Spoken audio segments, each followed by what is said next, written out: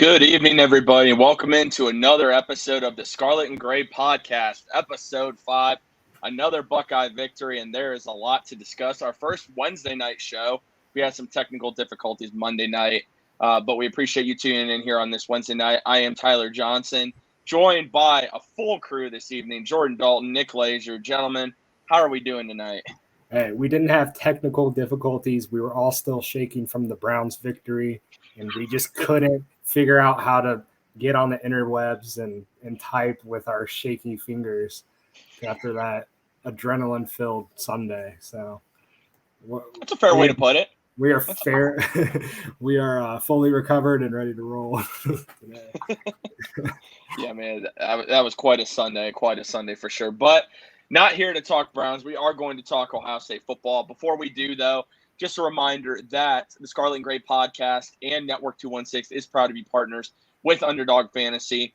And right now, best time to play daily fantasy, right with the NFL going on. Your chance for Thursday night, your prop bets, pick four, see how you end up doing, see if you can win any money. I know one of our hosts actually came really close, but Cam Akers let him down. So get your prop bets in for Underdog Fantasy. If you use code 216, you can double your first deposit up to $100. That's code 216.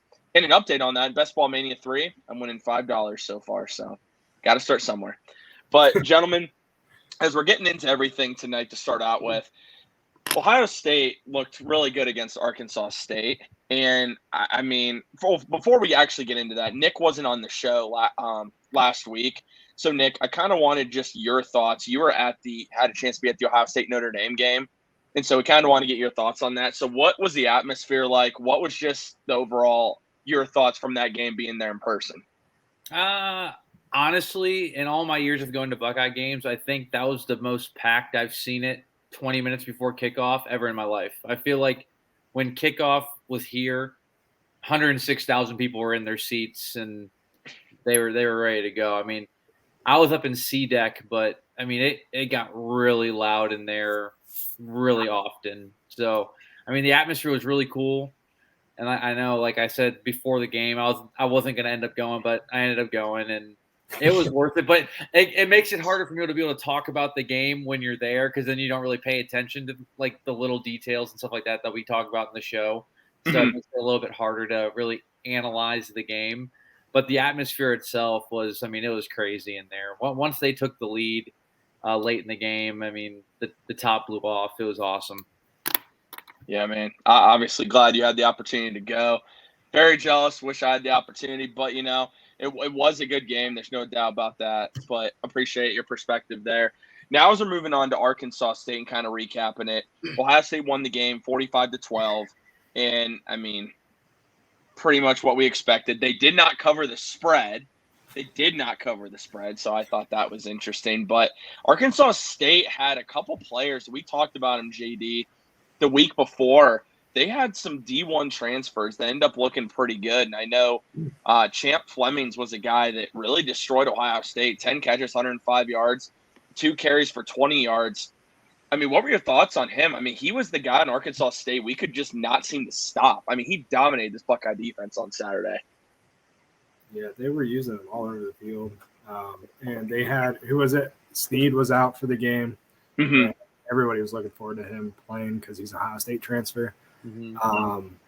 But, yeah, they were using Flemings all over the field. It seems like that might be the weak point of the defense. Is being able to stop a speedy, smaller guy that works out of the slot. So, I mean, that will be something we'll key on later throughout the season, especially once we get into these heavy-hitting games with some of the ranked teams we have remaining on the schedule, to see how our defense works against these smaller slot receivers that are going to be working out of the backfield. But overall, yeah, it was a good performance.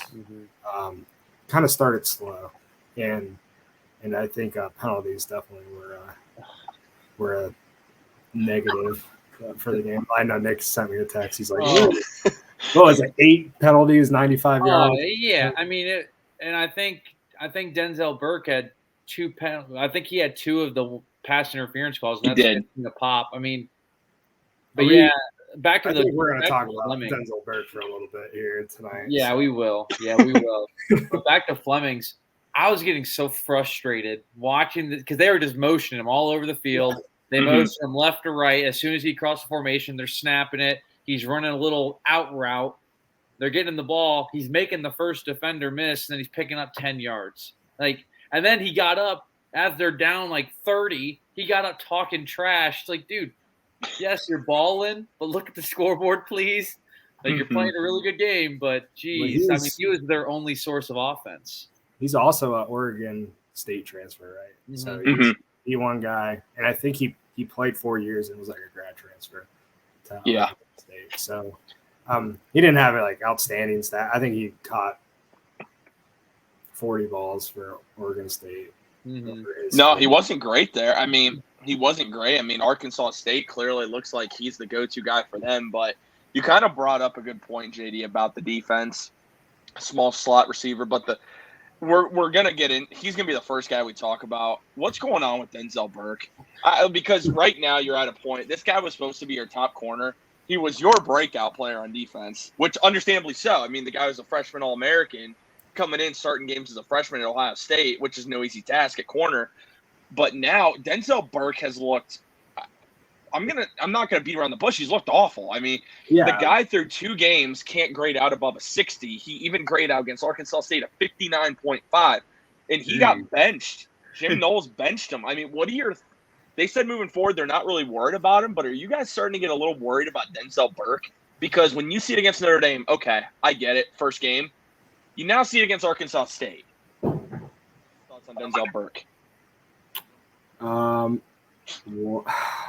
I wanted to give him a pass week 1 against Notre Dame. I didn't want to overreact, but I'm overreacting now. That was Arkansas State we just played, and he was getting burnt toast every other snap. It seemed like he was biting on double moves, or he was grabbing, or he was just playing terrible man to man, and that's a preseason All-American right there.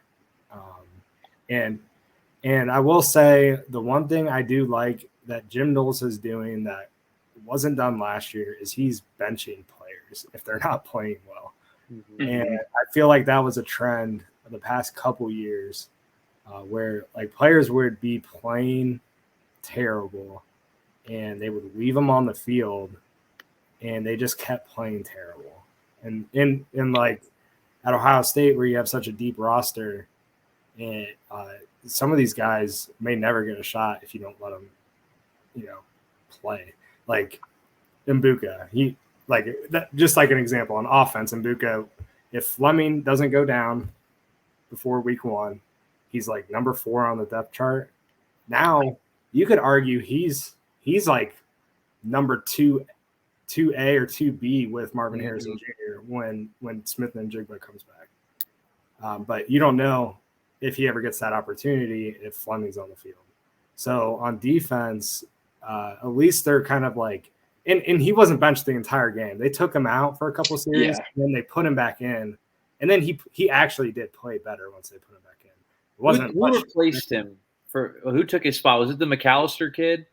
No, McAllister plays that. He plays that like safety type slot corner. Yeah, I'm pretty sure it was J.K. Johnson. Yeah, it was. Okay. Who didn't grade out well either. I was just about to say he didn't grade out well either. they were right under. They were right on top of each other. Actually, Denzel Burke barely. I want to say the safeties played really well though. Yes. Yeah. Hey man, Josh Proctor. Josh Proctor coming back from that horrible knee injury played very well in this game. Lathan Ransom's been awesome in the first 2 games, especially. He's been great, and he's an undersized corner, and he flies around. And then we have Hickman, who's a beast. We do, even though we have Hickman, because he is a beast. Like he shows up, and you see him make plays in games. He has been grading out very poorly to start the year too, but yet he looks like he's good on the. I'll be honest, guys. I don't know how Pro Football Focus does their grades because I'm not paid to do that study, so I don't know. But guys that play well, like Ronnie Hickman, and then grade poorly, I'd love to understand why, but I don't have a guide on how PFF does it. Right. So, like, moving forward with Denzel Burke, how long do you roll with him as a starter until you have to pull the plug? Like, if he does bad against Toledo, I mean, you can't start him against Wisconsin, can you? Because at this point, like, I get J.K. Johnson didn't do any better. He really didn't. But you got to do something.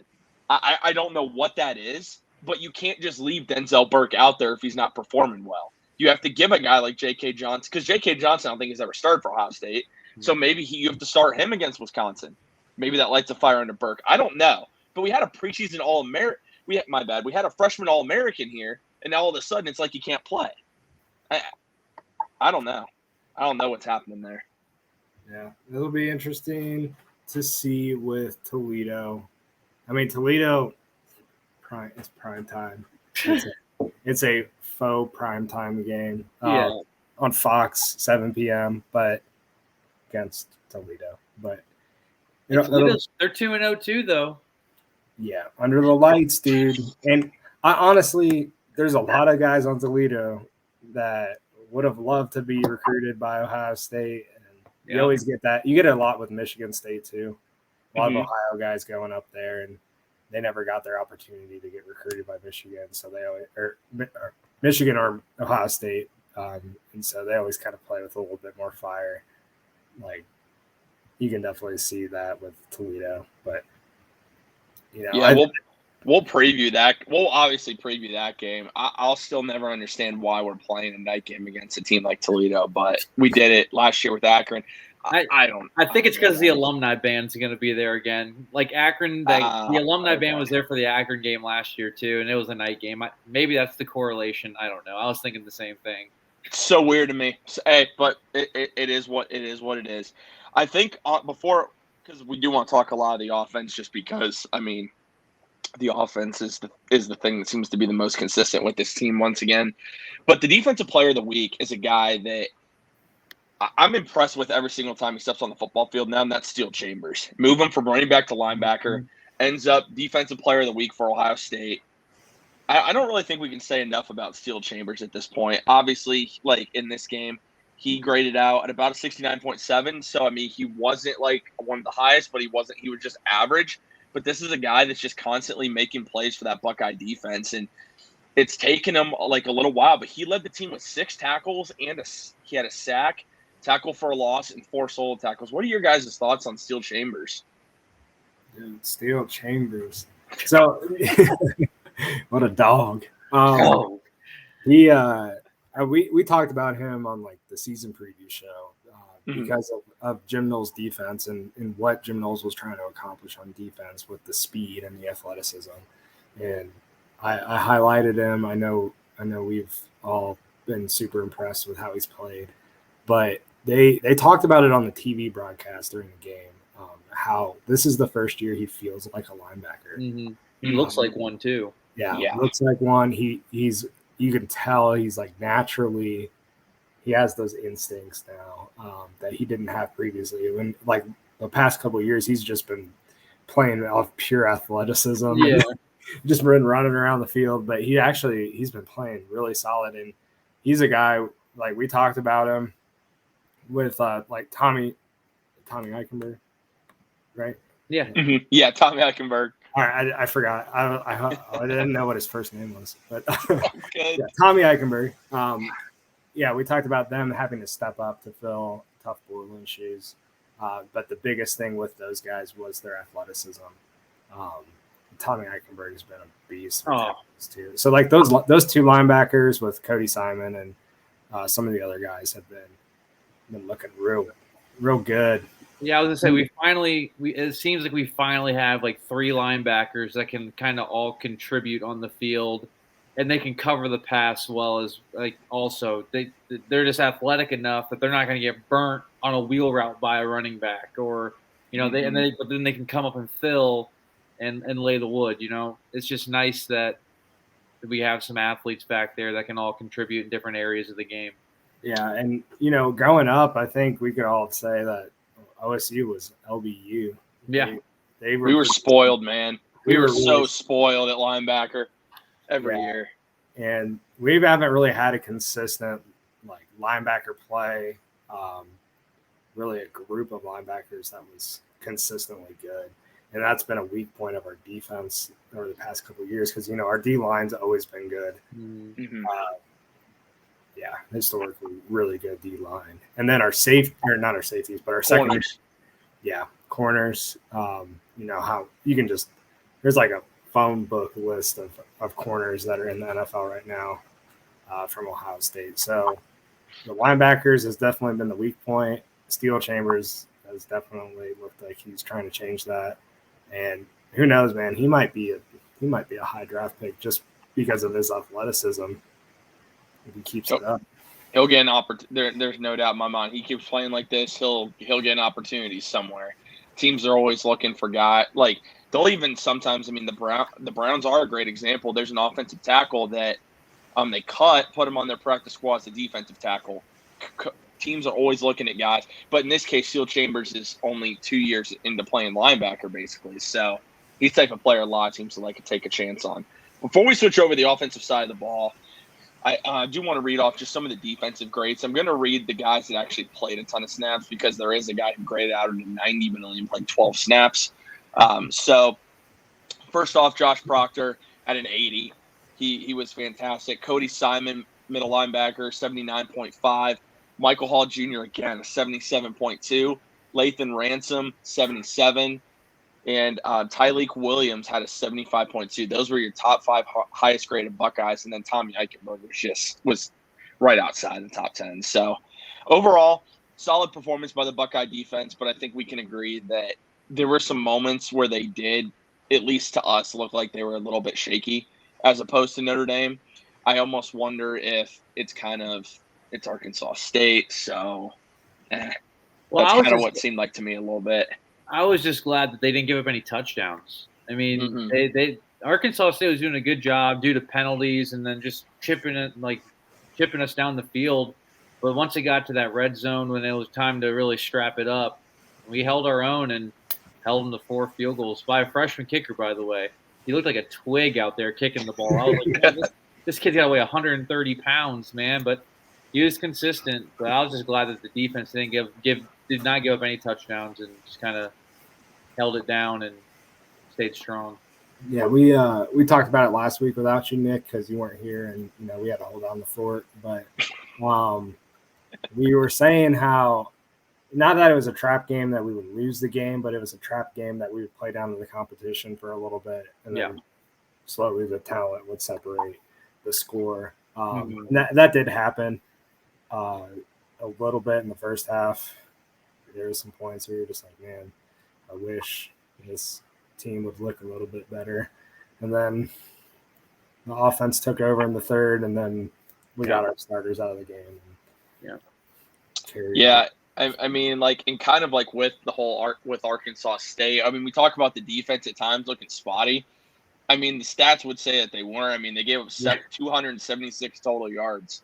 But because it didn't look absolutely perfect, because this is what we do as Buckeye fans, they didn't play well. They didn't play as well as they could have because they didn't. But they didn't even give up a touchdown. Before we move on, though, and talk about the offensive side of the ball, guys, we're going to talk a lot about C.J. Stroud because, I mean, he is the best quarterback in the country. But I want to remind you guys that we are proud here at Network 216 to be proud partners of Homage. And right now, you have the opportunity to go get your C.J. Stroud tee. It is available. I've had it linked on the podcast page. Network 216 has had it linked. So feel free to go take a look at that. JD's got his on as well. But also I tweeted out saying Jackson Smith and Jigba tee because we got some news that it looks like he's going to play on Saturday for better or worse. I don't know. Thank goodness. Because we need him. We definitely need him to beat Toledo. But before we also talk offense, though, guys, remember it's September right now at Twitch. All you have to do is subscribe to the channel. You get 30% off if you decide to go that way, or you can subscribe for free with Amazon Prime. And all that support goes out to all the shows at Network 216. That way we can provide you with Ohio sports content year-round and, most importantly, daily Ohio sports content. But, guys, on the offensive side of the ball, I feel like we're at a point with C.J. Stroud if he doesn't have over 300 yards passing at this point, then he's just terrible. It's a bad game from CJ. Yeah, he's a terrible quarterback. I mean, absolutely lit up, as you expect, lit up Arkansas State. 351 yards, 4 touchdowns, 16 of 24. Are we, without being well, people are going to think we're biased regardless of what we say here. Is CJ Stroud the front runner for the Heisman Trophy at this point? Or is it still – because there's that battle between him and Bryce Young. And even Caleb Williams, you can make that argument, but – I think through 2 games, I think CJ's got it because Bryce Young was like absolute garbage against Texas. Dude, I was hoping Texas. He made a couple clutch plays, which I credit him. He made some clutch plays. Some of the throws he made down the stretch were crazy. Yeah, but I mean, granted, I think the Texas defense was also just playing completely out of their minds. I mean, all the adrenaline that was pumped through those dudes. But I think through 2 games, I think CJ's got to be the front runner. But like you said, we are biased probably, but I agree. I mean, if you look at the numbers, so I mean, because I do have them side by side here. Bryce Young has thrown for 408 yards, 6 touchdowns, no picks. Against Texas, 213 yards, 1 touchdown. That's really nothing special. Utah State. 195 yards passing, 5 touchdowns. But again, Utah State. CJ Stroud, 574, 6 touchdowns, no picks. I mean, you could make the argument that they both have played an opponent that was solid, both played an opponent that was trash. I think that's kind of where we're at. Completion percentage, it looks like they're nearly identical at this point in completion percentage. Yeah. I know. Here's the thing about Bryce Young. Through like 3 quarters, he had only had like 95 yards passing. Well, it was bad. Yeah, I mean, those first 3 quarters were really bad offensively for Bama. And then that 4th quarter, they kind of took it over. But, yeah, I mean, from watching – because I didn't really watch a lot of Bryce Young last year. Mm-hmm. And I've watched him – I mean, I watched the highlights from the Utah State, and then I watched a lot of that Bama game against Texas. And I wasn't really like, wow, this guy's going to be the number 1 draft pick next year, or wow, he can be a 2-time Heisman winner. So I don't know. I don't know what all the hype is right now other than the numbers. I think big hype is just Alabama being Alabama. Yeah. But I think the real Heisman front runner, don't shoot me for this, but I think it's Caleb Williams. Fair. I mean, I don't necessarily disagree with that. He's had quite a start to the season. I think he is the front runner just because I think there's a little bit of media bias towards getting USC back on this national powerhouse train. And he freaking balled out this week. And that was against Stanford, right? Yeah, he was 20 at Stanford. He was 20 for 27, 341 yards, 4 touchdowns. Yeah, I mean he's a very good player, and you kind of make a point, JD. I think if USC can become be in the college football playoff conversation, it'll obviously be because of Caleb Williams, and that's going to keep him in the conversation all year. I think we're looking at, knocking on wood here, CJ Stroud, Caleb Williams, and Bryce Young is probably your 3 finalists. Obviously, there's a long way to go. And again, knocked on wood because you don't want injuries. But, I mean, I think those are probably your finalists as of right now. They're just the ones that, I mean, they make everything go for their team. Obviously, the quarterback normally does.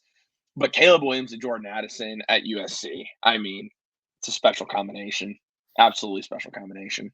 So, but the guy that we really need to talk about, and we're gonna let Nick really start off with this. That's his breakout. That's his breakout performer for this year. It's Marvin Harrison Jr. Marvin Harrison Jr. was absolutely phenomenal on Saturday, and his numbers were fantastic. 184 yards, 3 touchdowns, 7 catches. Nick, Marvin Harrison Jr. is the guy that you were picking from the get-go to have a breakout season for Ohio State. He had an 88.5 grade. just talk about his performance on Saturday because he was absolutely spectacular. Well, and here's the thing about Marvin Harrison Jr. Dude, he is so, like, deceptively fast, and he is just so big and athletic. I mean, there was times where the Arkansas State corner was giving some room, and Marvin Harrison, he's not running a double move. He's not running anything but a go route, and he just goes right by the guy. Like, the DBs had no chance. I mean, and even some of the routes his route running is awesome. For as big as he is, his route running is very crisp, and his hands to be fair, it's easy when all CJ's doing is just throwing it in the breadbasket, and Marvin Harrison's just got to run under it. But it's tough to locate that ball when it's in the air, especially on long passes down the field. I mean, it's difficult with the sun and all the other factors that play in, but I mean, his ability to locate the ball while it's in the air, and we saw it a lot in that Rose Bowl as well. I mean, he just has great ball skills, and his ability to track the ball and bring it in is pretty impressive. And I mean, this was his coming out party, I think, other than the Rose Bowl. But for this season, this was his fingerprints were all over this game, and it was fun to watch him just run down the field and CJ just air it out. Yeah, I mean, I think Emeka Egbuka had a great comment that he made, and I just saw it actually 15 minutes ago when he was asked. He said he thinks he and Marvin Harrison – he didn't even talk about JSN, but he said he and Marvin Harrison Jr. basically can be Jamar Chase and Justin Jefferson at LSU, but better. That's pretty bold. That's a bold statement to make. Pretty and the bold. fact he didn't even mention JSN. I think that's because, I mean, JSN's going to move on after this year. I think that's pretty obvious. Young man, that is a statement you better back up. If you're going to make a comment like that, you better become one of the best receivers in the country, both of you, because right now there's a target. There's going to be a target on their back after he said that. There's no doubt in my mind. Well, dude, even Egbuka, I mean, 4 catches, 118 yards, and a touchdown. Like, what did you tell me about Egbuka? What the similarities with CO2? Oh, yeah. I mean, I was talking to Jordan about it. I was talking to my dad about it. I was like, this man is Chris Olave 2.0, but I think he might be he's definitely stockier, and he might be a little bit faster down the field than Chris Olave. But I mean, the similarities, other than the number, I mean, they're right there. I mean, they're both just deceptive with their route running. They have great hands, and once they catch the ball in space, dude, it's game over. It's over as soon as they get the ball. And I'm glad you kind of mentioned Chris Olave because when I saw him when I saw Egbuka against Notre Dame and what he was doing, that's exactly. You don't even need the name on the back of the jersey. If you don't, I thought it was Chris Olave. They're such very similar. Very smooth route runners. To me, it looks like with Egbuka, he's got that extra gear. That and Olave was very fast, but it seems like Egbuka gets that ball, man. He's got a gear that can just take him to that next level every time. He's like a mixture of Garrett Wilson and Chris Olave. Like both their positive qualities. It's like they're all wrapped into one. Because yeah, I agree. I mean, once he catches the ball, he hits that gear and he's gone. Especially, I mean, even on that punt return that he hit, because remember, he had a punt return for a touchdown, but they got called back. I mean, once he hit the seam, dude, forget it. There was no one even close. Oh, yeah. He's special. Yeah, and one of the things about Chris Olave, I think that made him really fun to watch was how effortless he looked when he plays football. He has like such an effortless stride. He always looks like he's running in slow motion, even though he's just blowing by people. And Buka's a little bit shorter, looks a lot more explosive when he's running the football. Yeah. But other than that, like they play the same position. Like he is filling the same role in the offense that Olave was filling last year. And you can almost say that JSN would be that person now. And then Marvin Harrison's filling the Garrett Wilson role. But yeah, he looks so good. He was our 4th string to start the season. Yeah. So now, because obviously we talked about Jackson Smith and Jigba is expected to play on Saturday. Another Buckeye that's expected to play on Saturday is wide receiver Julian Fleming. JD, this was your breakout performer for this year. But now there's kind of a dilemma here. And I say this because obviously Julian Fleming's talented. There's no doubt, and we have seen it. Injuries have really affected his career at Ohio State. But you have Ibuka. You have Marvin Harrison Jr. I mean, you have Jackson Smith. I'm going to say Jackson Smith and Jigba. But you also have a guy, Xavier Johnson, who has really stepped up. He's played well, shown he can be a weapon. What role does Julian Fleming have with this Ohio State offense? I say that because he was going to be the starter. It was going to be him. It was going to be him, JSN, and Marvin Harrison Jr. because Ohio State likes to start 3 wide receivers in their offense. Where do you believe he fits in with this offense? Because personally, for me, I think he's the odd man out, and I wouldn't be surprised if Julian Fleming at some point transfers out of here. I think he'll be the 4th guy. Like he's like what Xavier Johnson's doing now. It's so hard. I know there's so many mouths to feed in that receiving room. It's like, but the thing about I know it's funny how you brought up that he's going to transfer. Dude, he's had the opportunity and he's literally said this is where he wants to be. Like he wants to be, and he wants to get better at his craft and I think that's just what the pull that Brian Hartline has as well. It's like, dude, we're not worried about. I mean, yes, we want you to thrive in college. But, I mean, they're building him to be a weapon at the next level. Which I know with limited film, it's going to be difficult for scouts to really take a chance on him. But just with his body and his athletic ability in general, I mean, someone will draft him. All right. So you got to also think about last year with Jameson Williams going to Alabama. Yep. He only needed one season. One season to show what he could do to become a first-round pick. Julian Fleming's going to be a senior next year. So at this rate, he's going to be here. JSN's gone, and he's going to have an opportunity to show what he can do on the football field. And I think I'm not saying that's his plan. I'm sure he wants to show out this year in ball, but if all else fails, he's got next year. If he's JD, I'll say he's this, my breakout guy, though. I'll say this. I mean, you mentioned, he would be back for his senior year in that case. You're Brandon Inus, another 5-star wide receiver that's coming in here. I mean, that's the other thing, though, is like you're bringing in these guys that are expected next year to come in and contribute. And with his injuries, right. Hey, let me stop you there. Okay. Are these guys expected to contribute at this point because of how loaded this offense is, how deep this wide receiver room is? They are coming to Ohio State because they know that Ohio State is their best shot at getting to the next level. Yep. You're right.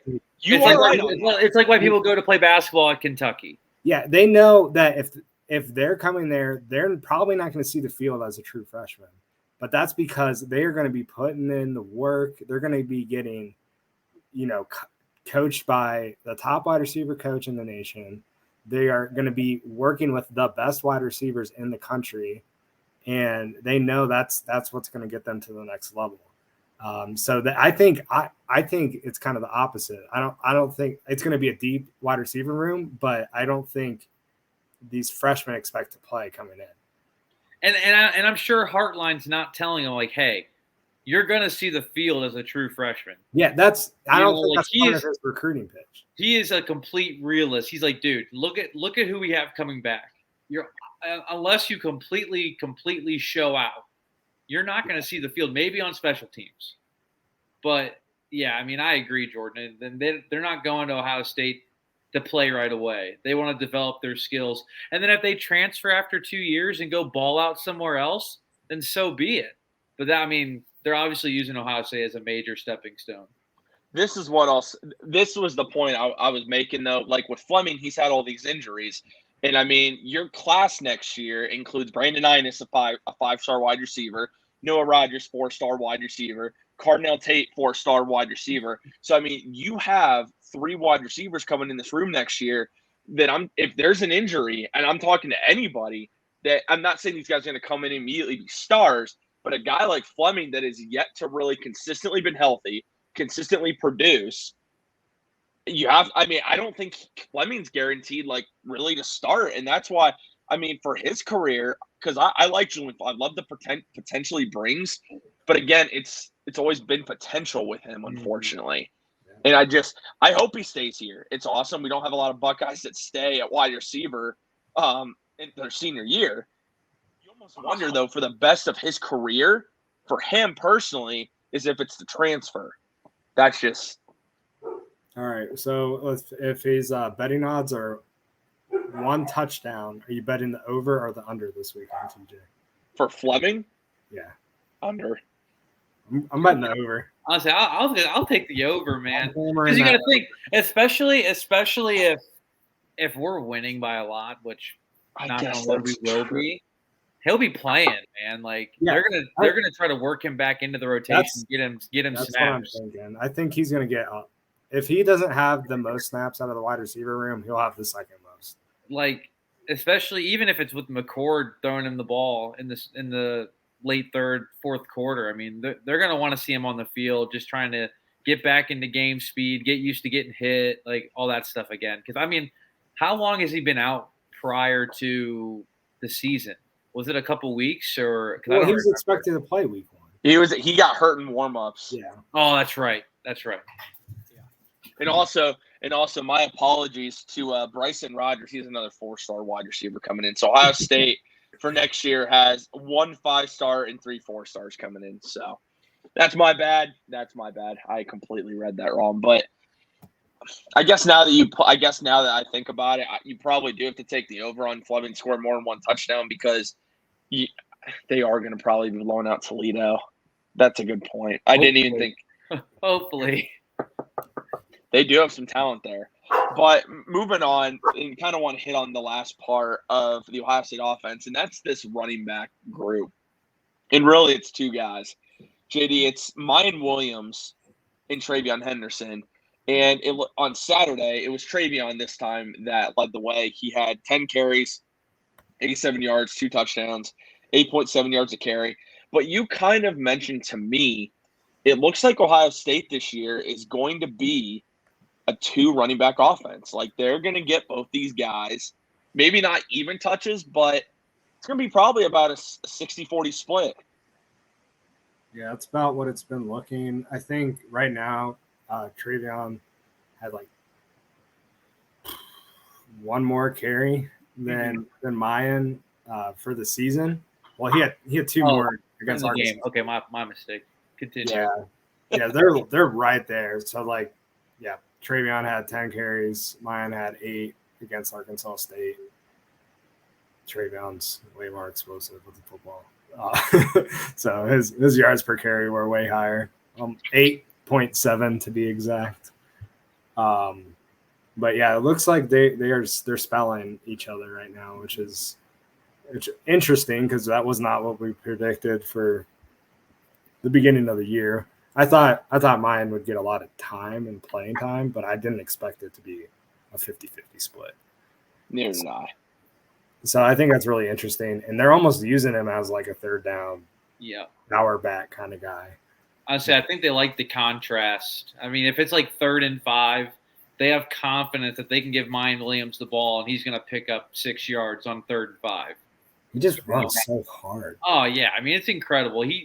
And they were saying in the broadcast that they were talking to Ohio State's running back coach that he always falls forward.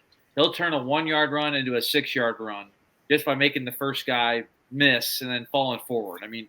He's always going head of steam downfield. He doesn't go east and west. He's always north and south, and that's why he's so successful, I think. Mm-hmm. Yeah. Trayveon Henderson, I thought at some point he would win a Heisman at Ohio State. I said that his freshman year. You have to wonder, though, with how good Marvin Williams is, if Trayveon's really going to have the numbers of a Heisman Trophy running back in order to do that. I personally now don't think he will, but at the same time, doesn't really matter if you're winning games. Trayveon at some point will probably be a first-round pick, given his talent. But I think he might not ever win a Heisman because if you look at the running backs who win Heismans, their numbers are ridiculous, and they're normally the only person getting the ball. So, But all something right, to so think about move forward. I think something to like think about with that is running back usage, and other than like Derrick Henry, who's just an absolute freak monster specimen, not a human being. They give him the ball like 35 times a game in the NFL. Yeah, And it's ridiculous. Like he gets the ball so much, but like for normal humans, it takes a toll on your body to run the ball that much. Yeah. So I think it's smart for the longevity of Trayveon's career.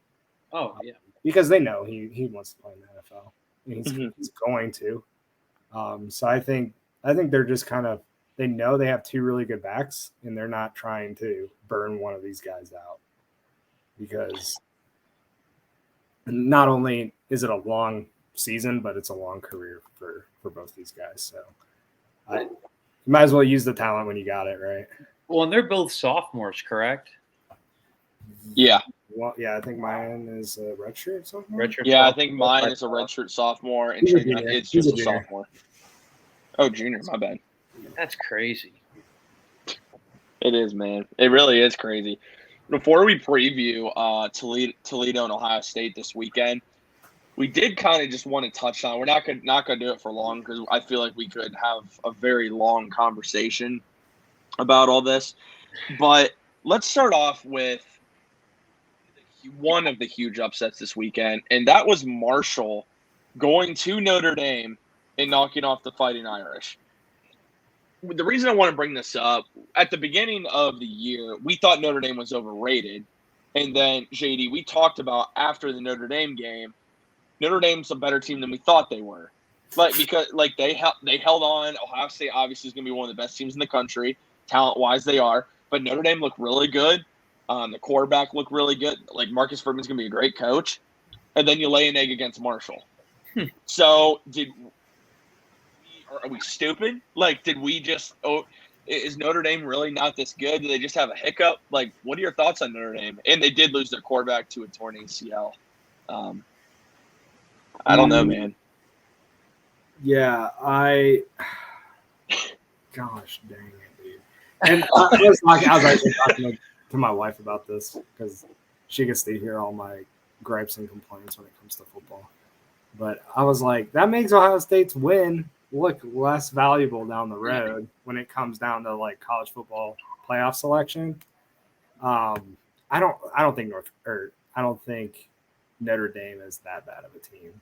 But I agree. I think they just are young, and they thought they could cakewalk Marshall at home, and Marshall came to play.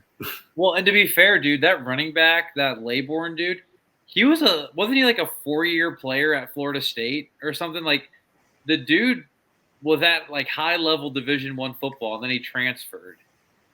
Yeah. So like, the kid's not a slouch. I mean, he ran all over him. But I mean, that's not really saying a whole lot. But I mean, and the defense stepped up big time for Marshall. The pick six to clinch it at the end. I was watching. I was keeping up with the highlights on my phone. I'm like, are you kidding me, man? Notre Dame's really about to blow this right now. And like, that's the first thought that came into my head. Like, well, now our win just looks completely illegitimate, and we beat an unranked team after 2 weeks. But you gotta. The question about all this, when you're at the end of the year, though, and when we get into the college football playoff discussions that we'll have every week on this show, oh, man, that'll be fun. But how do you guys think the committee looks at something like this? Because Notre Dame was fifth to start the year. Do they take any of that into consideration when they're playing a team at the beginning of the year? Because let's say Texas goes on and wins out here after losing to Alabama, and they're high up there or whatnot. I mean, how do you guys think they look at this? So it's based off of strength of schedule. So it's actually based off the record of each of your opponents at the end of the season.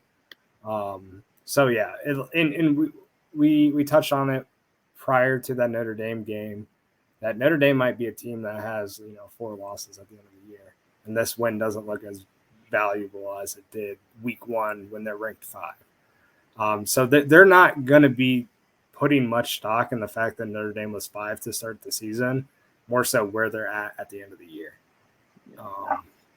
So, yeah, it kind of sucks that they're losing. It's kind of the argument that a lot of Ohio State fans love to make with Michigan. You want Michigan to be undefeated at the end of the year, so you smash them, and they're top 5, and it looks better for Ohio State's bowl hopes or whatever it may be.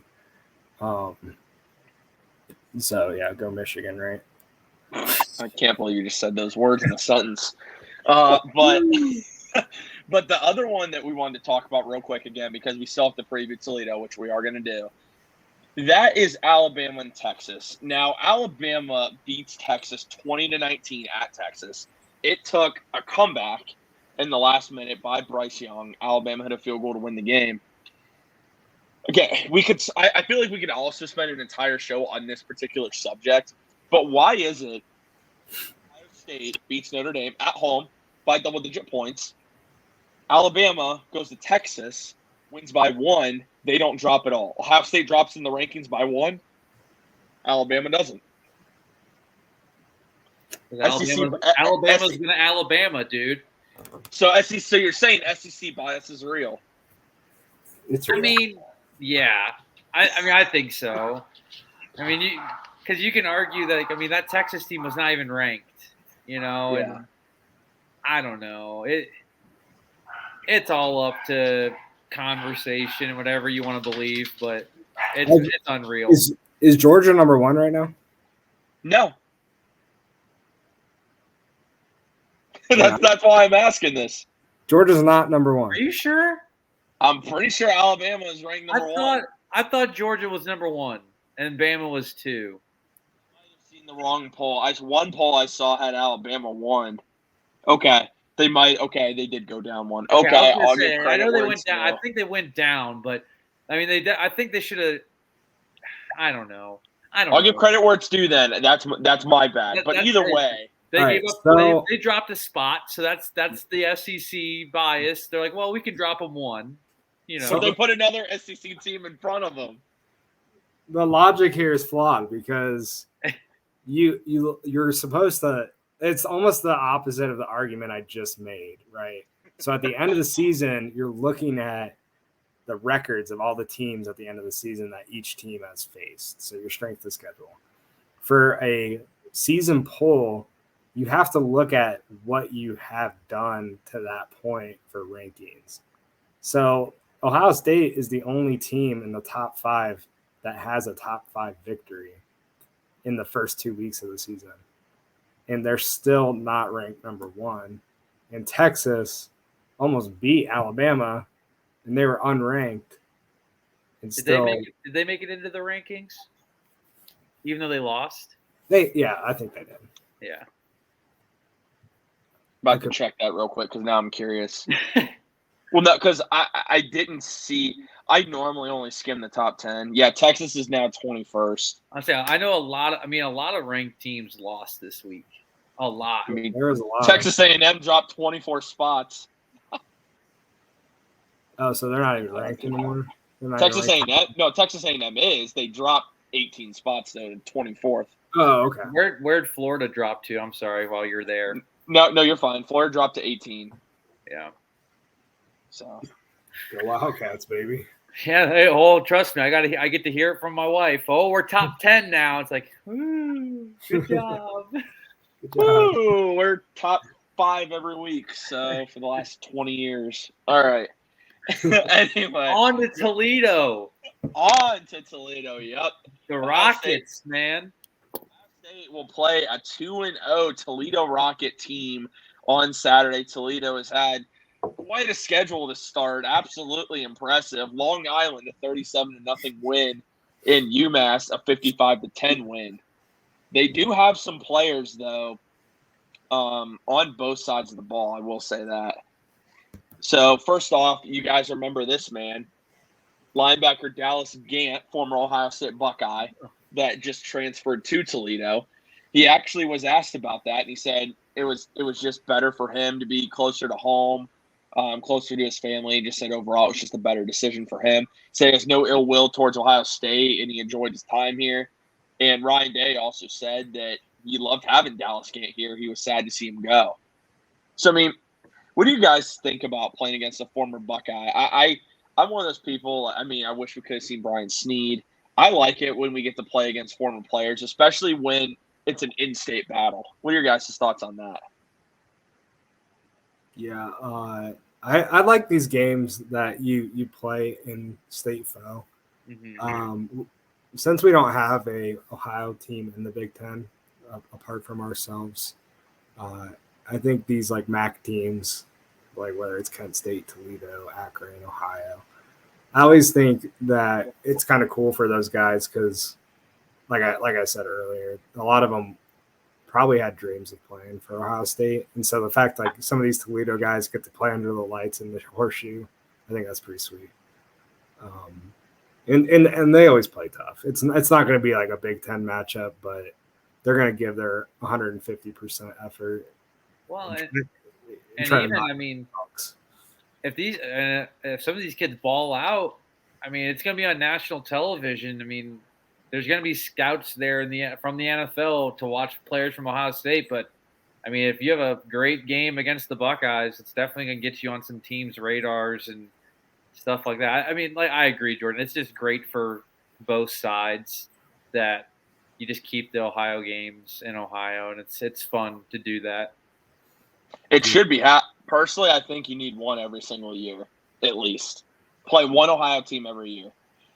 But Toledo comes in, and I did read off they are 2-0.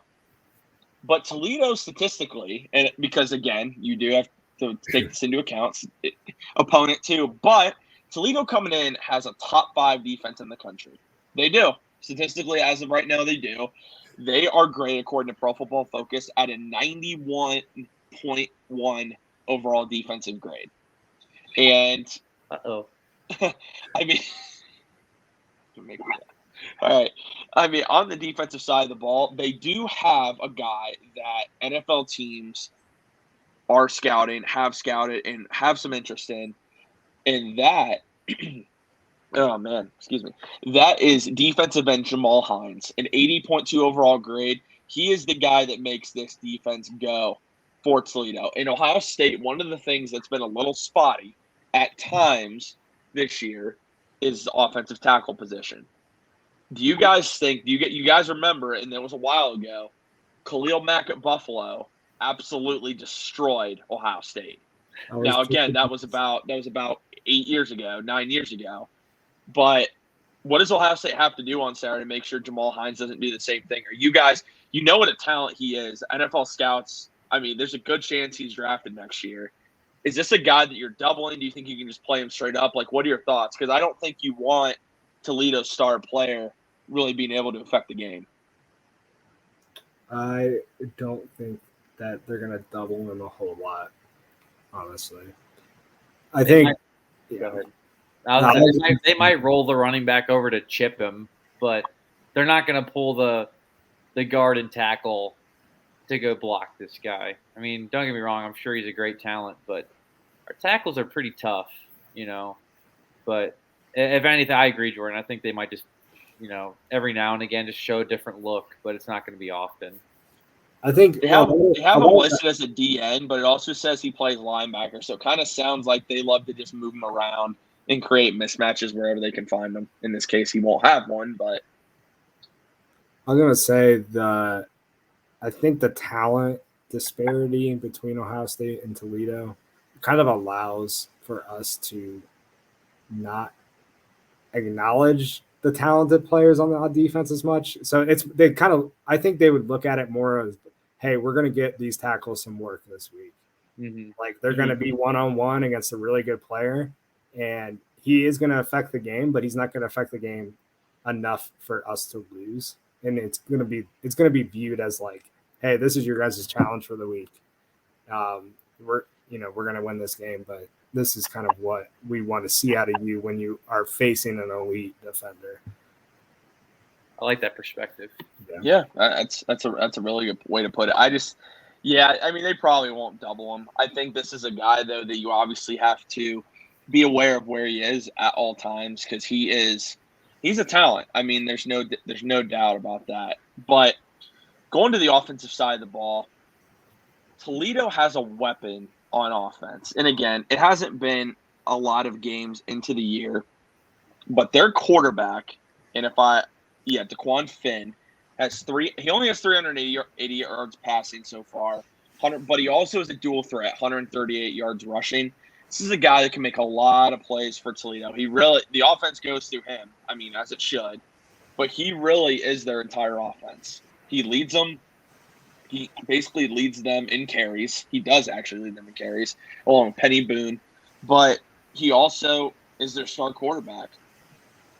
How would you guys, as an Ohio State defense, really work on defending a dual threat quarterback? Because, JD, you kind of hit on it. The one thing we struggled with so far has been slot receivers. But now we're going to play statistically, actually, one of the best dual threat quarterbacks in the country. And I say that because statistically, that's where he's ranked, as one of the best dual threats. So how would you guys go about defending that type of athlete? So we had Tyler Buckner week 1. He wasn't as much of a threat with his feet, but he could get out of the pocket, create plays. Our defense actually struggled a little bit with him getting out of the pocket and moving and stuff like that. So I think I hate it. I hate when teams do this, but I think they're going to have to spy a mobile quarterback. And this might be a practice game for what they are going to try to do against Michigan, because Michigan has a more athletic quarterback this year, where they put Steel Chambers and they're spying, and Steel Chambers can keep up with the mobile quarterback or whatever. So I think that might be something that we see this week. Maybe not the whole game, but some series where they're like, hey, let's go out there. We're going to run a spy, see how it works. And Jim Knowles, I can see him just playing with it and seeing what works, what doesn't, what he needs to fix. And I look at these games. I feel like a lot of teams just go out there, they blow them out. But I feel like Ohio State works a lot of what they need to see out of their players, more so than like just the stat sheet or the score of the game. So even though the score of last week wasn't crazy blowout like we were expecting, I think Ohio State was trying a lot of things on defense, a lot of things on offense, to try to prepare themselves for these bigger games throughout the year. Yeah, I want to see it. I think you kind of hit it. Spine, Steel Chambers, even seeing Jack Sawyer. I'd like to see Jack Sawyer really try and take him on. I think that'd be really intriguing to see. But Finn he's a really good athlete that Toledo has. Got to give credit where it's due. They have a really good athlete on their hands, and we just have to make sure. Again, you have Tommy Eichenberg, Steel Chambers. These are guys that they haven't been put a lot so far in that read option position, and they both have switched over from like DN for Eichenberg to linebacker, Chambers from running back to linebacker. One of the things that takes a little while to learn, regardless of how long you've been playing a certain position, is reading the option. So that might be the one concern I have, is how they read that option on Saturday. Because Toledo's going to use it, especially with a dual threat quarterback like that. But overall, guys, I think it's going to be a really good weekend for the Buckeyes. What are your predictions for Saturday night? I think – I didn't even think about what my score prediction would be. So I think it'll actually be closer than the Arkansas game. Really? Yeah, Arkansas State game. I don't know. What was the final score of Arkansas State game? 45-12. Probably like 42-14. Does Ohio State cover? 32.5-point spread. No. I think they cover this week. I think they have a big game. I think they go for 60. I'm always playing the under. Smash the under. Yeah, no, I think the offense comes out and they're just lights out from the start. Defense, they're going to clean up the penalties that they had against Arkansas State, because really that's what triggered a lot of the points from Arkansas State. So I think they're going to clean up a lot of the penalties. Prime time in Columbus, I think they put up 60, and it's a rout. Man, okay. So you have them covering. JD does not. I didn't have them covering last week. I have them covering this week. I think that the Buckeyes are going to put up 52. I think 52. Man. I'm going to go 52-13 here. I don't think Toledo's going to put up a lot of points. We block an extra point? Huh? We going to block an extra point? 2 field goals. Field goals, man. You get a touchdown, 2 field goals. The touchdown would probably be in the third or fourth quarter when the game doesn't even matter. I mean, it won't matter probably after halftime. So, but I mean, either way, I do think they end up covering this week. It should be a good game. The Buckeyes, when we talk next week, they should be 3-0. Should be 3-0. But anyways, guys, as we're wrapping things up, just remember that Network 216 and the Scarlet and Gray podcast is proud to be a partner of Underdog Fantasy. And right now, the best time to play daily fantasy is going to be tomorrow. You're going to have another great Thursday night football matchup between the Chargers and the Chiefs. And you get to go out and pick some players for your daily lineup, see who's going to work for you. I know Keenan Allen's already been ruled out. Might want to look at Josh Palmer there, getting a little inside info there. But anyway, guys, use code 216. You could double your first deposit up to $100. And thank you all for tuning into this episode. Remember that coming up next, we have – I'll be on live here in just another minute with Browns. Yep, the Browns coming off a Week 1 victory for the first time since 2004. The Faithful Dogs podcast will be live right after Scarlet and Gray podcast. So you guys want to make sure you tune in for that. Thank you, everyone, for the support. And if you do support the channel, please drop a subscribe. We really appreciate it. That way we can bring you guys Ohio sports content year-round. This has been the Scarlet and Gray podcast. Thank you all for tuning in, and go Bucks.